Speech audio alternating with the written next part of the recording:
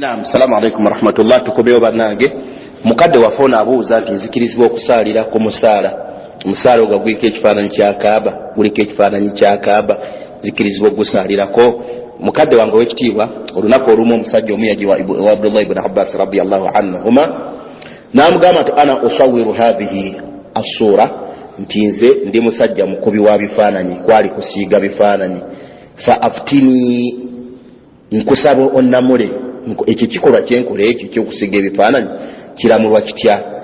Bagamba baulama nti fanahaahu, n'amuziiza n'amugamba nti bireke ebifaananyi.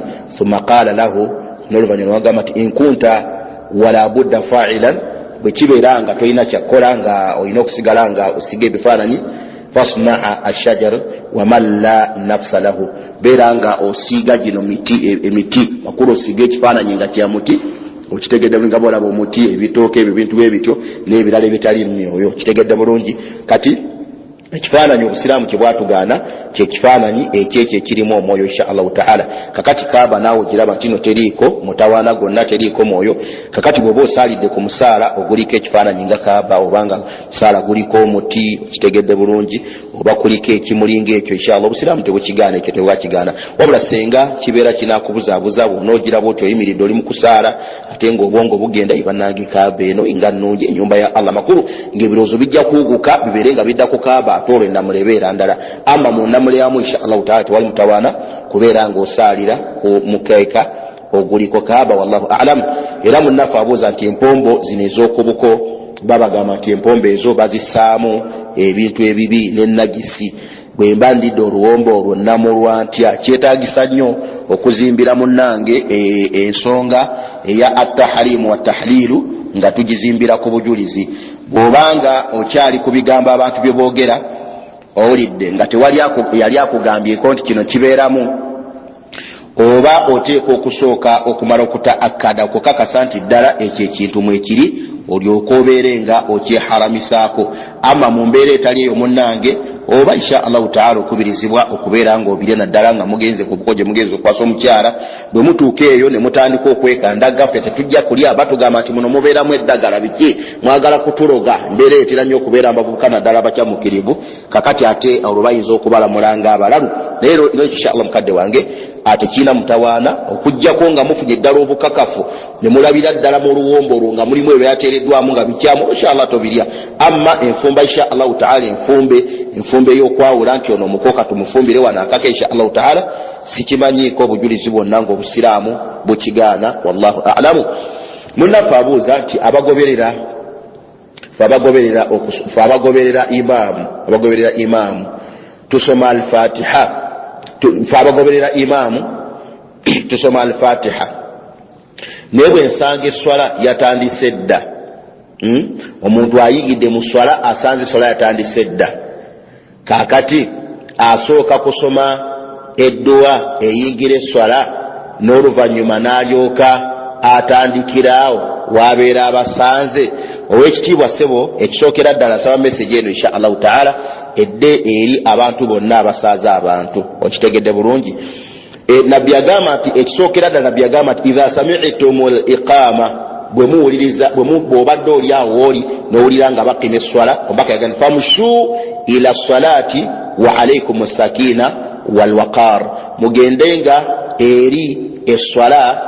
Bakimye eswala, oli ku dduuka, oli mu katale, obadde olinawo oli n'olya nga bakimye eswala, omuzikiti guli kumpi awo. Nabbi yatugamba nti mugendere eswala nga muli batereekevu, temupapa amakulu, nga temulina wasiwasi yenna, okitegedde bulungi.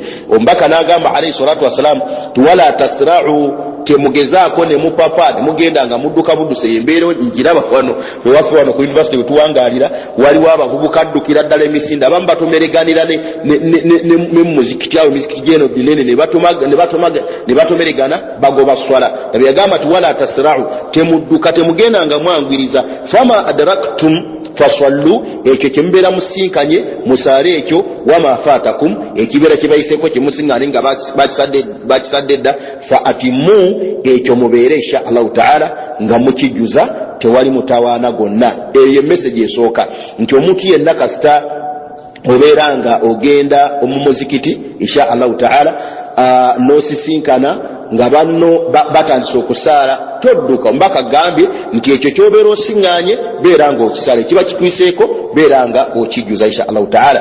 Era Abu Sa'id yagamba al-Khudri radiyallahu anhu nti Nabbi Muhammad alayhi nti kanati as-salatu tuqamu esola yalinganga eyimirizibwawo fayadhahabu adh-dhahibu ila al-baqi'i kifo omu mufe n'agenda baqi'i fayaqdi hajatahu namala ebyetaago bye ebimututteyo thumma yatawaddaa n'oluvannyuma najja n'afuna ewuzu thumma ya'ti wa rasulullahi sallallahu alaihi wasallam fi rak'ati al-ula n'oluvannyuma n'asiŋŋaana mbaka ng'akyali ku raka esooka nga kwakyali mu mbeera gye yawanvuya. Mbabala batugamba era batera okuteeka emiryango miramba nga bagisaako omutwe gugamba nti italat limamu raka'a al-ula nti okuwanvuya okulagira imaamu okumukubiriza okuwanvuya eraka esooka wa intidharu man massa bihi dakhilan n'okulindirako bano imaamu awulidde enswagiro ng'abantu bajja bawulidde kwegamba wanvuye kulaka yudirika aljamaa basobole okusiŋŋaana ejjama. Kati munnange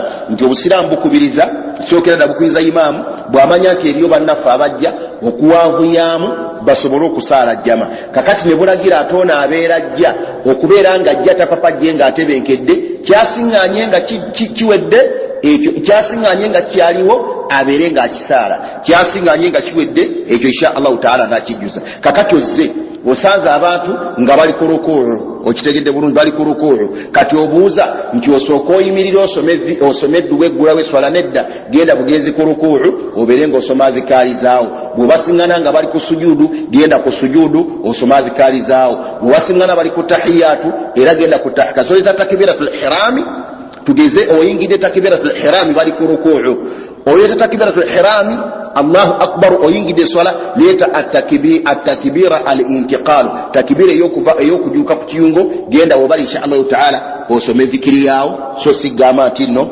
okoleki nti atosooke kumala kusoma zikiri egulawo swala. Naam wallahu a'lam. Mukadde wafona abuuza ati business etandika omuntu atandika okusasula zaka nga business etuuse mu capital wa sente mmeka.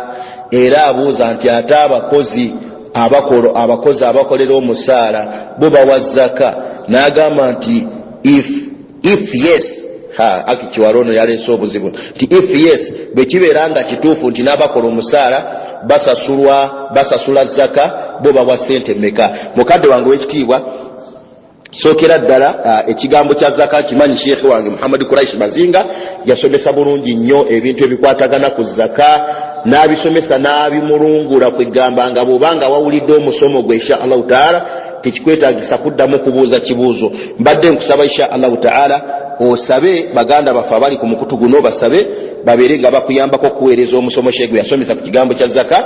Ebyo nasuubira sheekhe yabikoonako naki saagala kubiddamu ssaawa eno mutuyambeko bannange emisomo gigoberere okitegedde bulungi olw'ensonga nti buli ogoberera omusomo ogwo gufuna mbujjuvu so nga nza kibuuzo mba nsobola kukiddamu bufunda. Ono munnaffe abuuza nti obusiraamu bulamula butya omufumbo akola safaari oba okukuba ekyeyo okumala ebbanga eddene nga tali waka okitegedde bulungi oluusi asobola okumalayo n'omwaka omulamba. N'agamba omukadde waffe nti asobola okubeera omukyala nga yagenda oba kuba kyeyo n'alwayo neyebakeyo omwaka mulamba nga tannaba kudda. Sokera ddala bannange obusiraamu bwakitunulira bwe buti. Omusajja senga ali Bulaaya yagenda kuba kyeyo ali Dubai yagenda kuba kyeyo ng'ayina omukyala wateekwa okumala okubaawo okukkiriziganya wakati w'ebbanga lyagenda okumalayo eyo n'omukyala. Omukyala n'abeera nga mu mativu nti bba wange gyali insha Allahu taala yagenda okumalayo omwaka gumu yagenda okumalayo emyaka 2 naye nja kusobola okubeerawo. Okitegedde bulungi nja kusobola okubeerawo nkuuma abaana munnaffe nga bw'aleeta akasente amaka galabirirwe. Bwe kibanga omukyala mutebenkevu mu mbeera eyo nga talina mutabwana gonna olwo obusiraamu tebwahaddada zamanu gyateekeddwa kumala. Mu bulamu bwa Umar ibn Khattab radiyallahu anhu waliwo sahabi omu yajja n'abula. Bwe yabulira wakati w'omuzikiti yava wakaawe kugenda kusaala ishai n'akatuuka ku muzikiti ate nga neekataliyo n'amala ebbanga lya myaka 3 nga talabika. Kati Umaru nga akuumye mukyala we waali awo.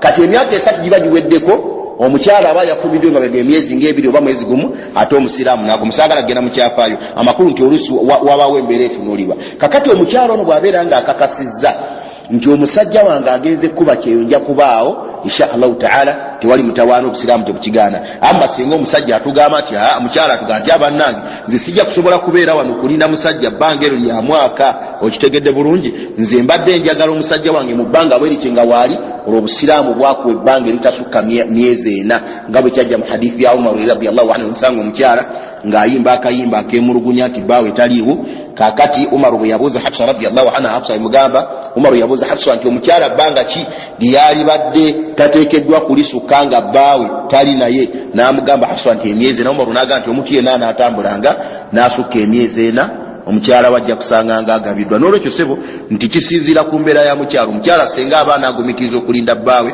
ngize omusiraamu yagenda kusoma omusiraamu yagenda kuba kyeyo naye nga kontakiti tiweri inshallah bawuliziganya mukyala agumikirize inshallah taala paka bbaawe lwanadda bw'abeera nga omukyala akalubiddwa eyo hukumu ndala naye bw'abeera nga omukyala inshallah anagumikiriza allahu alam tewali mutawaana omukyala abeera n'alinda bbaawe onabuuza naye omukyala senga omukyala abeera azaala emirundi ena egisooka okitegedde bulungi n'atafuna buzibu kakati oluvannyuma emirundi ejaddako n'atandika okufuna obuzibu kati omusawo n'amugamba nti n'abaana be takyasobola kuwanirira mwana kikkirizibwa omukyala oyo okumukomya munnange kikkirizibwa abulama bakiramulako dda singa omusawo omwesigwa naddala bakusawo bafe abasiraamu tulina bulungi abaana bafe abasomye obulungi obusawo bakikiwala abo kakati n'atugamba nti munnange mwanyinafe ono takyasobola n'abaana ye nafuye inshallah taala kikkirizibwa okumukomya tekiina mutawaana gonna ekyo baulama bakiramula dda n'agamba nti ate senga omukyalo oyo omusawo amugamba nti kati mu mbeera eno ey'okwesibamu kuli yesibemu kakati ne bamusibayo akawuzi ako sikamanyi kakati akawuzi kabadde kakyaliyo omukyalo oyo n'afa abuuza munnaffe nti mu kutuuka okuziika omukyalo oyo tufuna omusawo akawuzi ako n'akalongoosaayo ekintu ekigibwa ku muntu wallahu alamu ng'abadde afudde ekigibwa ku muntu n'ataziikwa nakyo kyekyo nga si mulasiku nga tekyafuuka paati ku ye okitegedde bulungi nga tekyafuuka paati ku ye ekyo tukkirizibwa insha allahu taala okukimuggyako naye kakati akantu baakateeka simanyi gye kabeera bwe kabeera kabeera eri munda wa mukyala insha allahu taala omuntu obulingange obwo tewali mutawaana tusobola okubuleka insha allahu taala ne tubeera nga tetukamuggyako wallahu alamu.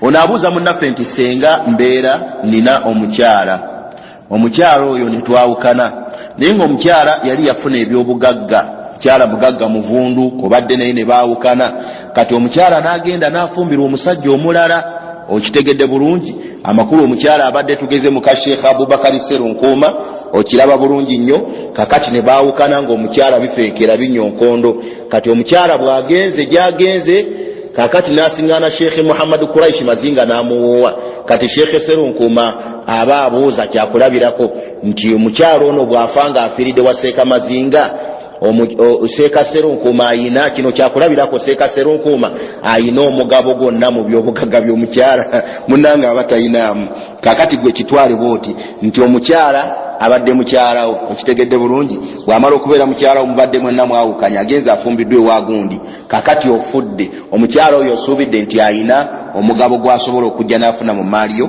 omufumbo yenna ayina omutemwa mu maali ya munne ng'obufumbo bwe obuli mu mateeka ag'obusiraamu omufumbo yenna ayina omutemwa mu maali ya mufumbo munne ng'obufumbo bwe buli mu mateeka ag'obusiraamu ekitegedde bulungi kati obwafa kiba kitegeeza nti akyasobola okujja n'abeera ng'agabana amma senga mbeera mwayawukana dda kakati atawo hukumu ekyuka ne kibeera nga omukyala eri gy'abeera afiiridde oyo mukadde waffe gy'abeera ayina okufuna oyo mwami gw'abeera afumbirwa wadde babadde bakamala wiiki emu omusajja oyo n'afa omukyalo oyo n'afa n'ebyobugagga bwe omukyalo oyo bw'abeera nga abadde talina baana omusajja ono aba ayina rubu aba ayina ekimu ekyokuna mu maali y'omukyala we bwe kibeera ng'omukyalo ono abadde talina baana omusajja ono aba ayina nisfu mu maali ya mukyala we bwe kibeera ng'omukyalo ono abadde ayina abaana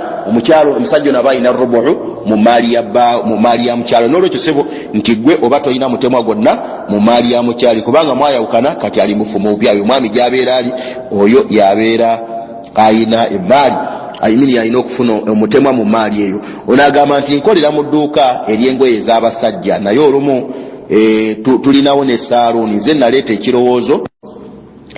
ekirowoozo ekiteekawo saaluuni nga simanyi nti okusala ebirevu n'okusala ebimemeya bugwenyufu nga bwe yagambye. Kakati bwe nagaana mukama wange aŋŋamba nti noonye omukozi omulala, mukozi oyo yajje agende maaso ng'asala ebimemeya, agende maaso ng'asalako abantu ebirevu. Kati abuuza nti bwe mujemera mukama wange oyo neŋŋaana okuleeta omukozi oyo, mukama wange mba mulyazaamaanyiza nedda bannange. Kino mukiyiga abooluganda era omuntu afaanananga oyo n'abalala insha allahu taala tubeebaza abalaga obunywevu ku ddiini yaabwe. Abantu bangi baggwamu endasi, baggweramu ddala amaanyi, baggwamu oluyingo ku kigambo ekikwatagana n'omulimu ne batuuka okubakozesa ebintu ebikyamu. Bano banvuga leero mu motoka ne bamutikka omwenge, yeyeetikka embizi, yeyeetikka biki. Omuga nti munnange obusiraamu obutunuulidde otya? Gati munnange nammwe mulaba no dwaluula, tuli mu zwaluula, nammwe mulaba zwaluula. Munnange dwaluula afaanana bw'atyo, mu busiraamu taliimu. Kale no munnange oba toyina musango ogufuna. Ibn Umar yagamba radiyallahu anhu ti naa rasulullahi sallallahu alaihi wasallama anil qaza'i. Qaza kitegeeza ki? Kitegeeza okusala ekimemeya. Nabbi yatugaana okusala ekimemeya. Kakati buli lw'oyamba omuntu yenna okusala ekimemeya oba omuyambako okujemera Nabbi Muhammad alayhi salatu wassalam n'okumenya amateeka g'obusiraamu. Kakati oba toyina musango gwonna guzizza era ekikolwa ky'obeera okoze kibeera kikolwa kirungi ddala. Tusaba Allah tabaraka wa taala abeerenga akusasulamu obulungi. Omuntu yenna mu bantu bonna be twalagirwa okugondera, be twaziizibwa okujeemera, omuli omukulembeze, omuli omuli taatawo, omuli maamawo, omuli mukama wakozesa, omukyalo omuli bbaawo, obugonvu bwonna nabbi yabuteeka wansi w'ekigambo kimu. Nabbi yagamba nti innama ttaa'a bilma'ruufi, okugonda kwonna kw'olina okumugondera kuteekeddwa okuba nga kuli mu bulungi, nga tekuliimu kumenya mateeka ga busiraamu. Kasita omuntu yenna gw'oteekeddwa okugondera ajja n'ekikolwa kyonna nga kiri mu maasiya, nabbi yagamba nti la ta'ata almakhluqi fi maasiyati alkhaliq, tetukkirizibwa kugondera kitonde kyonna nga kitulagira okujeemera omutonzi. Wallahu a'lam. Nomunafu abuuza nti kikkirizibwa bano abasala abanaaza abafu okukozesa akagirita wekeetaagisa okukozesebwa senga waliyo ebyetaaga okusalwako? Ndowooza amakulu ategeeza munnaffe nti omuntu afudde naye ng'abadde teyeerongoosa. Kakati bano abamunaaza bakkirizibwa bba okumulongoosa. Munnange ekyo sikirabangako era sikiwulirangako wantu wonna wadde kisanga bitabo bya fiqhi, era siwulirako namu walimu akyogera insha allahu taala. Kyetaagisaako insha allahu taala okunoonyerezaako. Wallahu a'lam. Ono munnaffe abuuza nti omusiraamu atayina bantu be, ng'abantu be si basiraamu, awasibwa atya? Omukyalo oyo awasibwa atya? Omukyalo oyo omukyala yenna muwala ali awasiraamuse insha allahu taala, talina bantu be bonna basiraamu bajja kumugaba. Ewaabwe teri mwatu bonna abaali badde bamugaba, omuli kitaawe, omuli mwannyina, omuli bakitaabe abato, abo bakarabatuha, nga tewali muntu yenna musiraamu asobola kumugaba. Oyajjulukuka n'abeera nga obuvunaanyizibwa bw'okumugaba budde eri emikono gy'abakulembeze b'obusiraamu. Wallahu a'lam. Nabbi yagamba fasultaanu waliyu man la waliya lahu, nti omukulembeze w'obusiraamu ono yabeera waliyu, yabeera omweyimirize wa man la waliya laha, ow'omukyalo atalina bantu be. Kitegedde bulungi batero gye bagamba nti ekyo kiyingiramu n'omukyalo asiramuse naye nga talina muntu we yenna asobola kubeera nga amufumbiza. Era munnaffe abuuza nti ekituufu kyennyini kye bayita okuwoowa kyeki? Munnange ekigambo kuwoowa ekyo ekigambo ekisookera ddala ekyo ekigambo si kigambo kya Luwarabu ate si kigambo kya Luganda, wabula kigambo kya Luswayiri. Mu Luganda okuwoowa kitegeeza ki? Mu Luganda okuwoowa kitegeeza okuwasa. Ate mu Luwarabu kitegeeza ki? Mu Luwarabu kisobola okutegeezaamu ziwaaji oba kisobola okutegeezaamu annikahu. Byonna buli kimu kisobola okukiika mu kinnaakyo. Kati baulama batugamba kiki kyebayita ziwaaju, kiki kyebayita ziwaaju oba kyebayita obufumbo. Kakati gwe kyoyagala okutegeera ng'okuwoowa aziwaaju huwa al-aqdu baina ar-rajuli wa imra'ati ala niyati at-ta'bidi yahillu istimta'i kulli minhuma bil akhari ala wajhi al-mashru'i. Kyebayita an-nikahu, kyebayita aziwaaju mu Luganda, kyebayita obufumbo, gwe kyoyita okuwoowa. Kitegeezaamu al-aqdu baina rajulin wa mura'atin, kitegeeza endagaano ebeera wakati w'omusajja era ne wakati w'omukyala ala niyati ta'abidi, ng'enniya endagaano eyo ezimbiddwa ku nniya ey'okubeera bonna ebbanga lyonna. Yahillu istimta'i kulli minhuma, ng'endagaano eno ekkirizisa efuula halaali okweyagala kw'omu ku bana ababiri bil akhari, nga yeeyagala ne munne ala alwajhi almashru'i, nga bayita mu ngeri eyo eri mu mateeka ag'obusiraamu. Ekyo kyebayita annikahu, kyebayita azwaaju mu Luganda, kyebayita okuwasa mu Luswayiri, kyebayita okuwoowa. Kati mwe kyemwatwala nti okuwoowa kyeki, kyemwatwala nti kuwoowa kwe kuno okutuula okubeera wano, omwalimu n'abeera wano, ono agenda okugaba omugole n'abeera wano, gundi abantu ne babaawaawo. Kati ebigambo ebyo bye babuuza ebyo mwe bye muyita okuwoowa. Nedda si kwe kuwoowa. Okuwoowa kitegeeza kuwasa.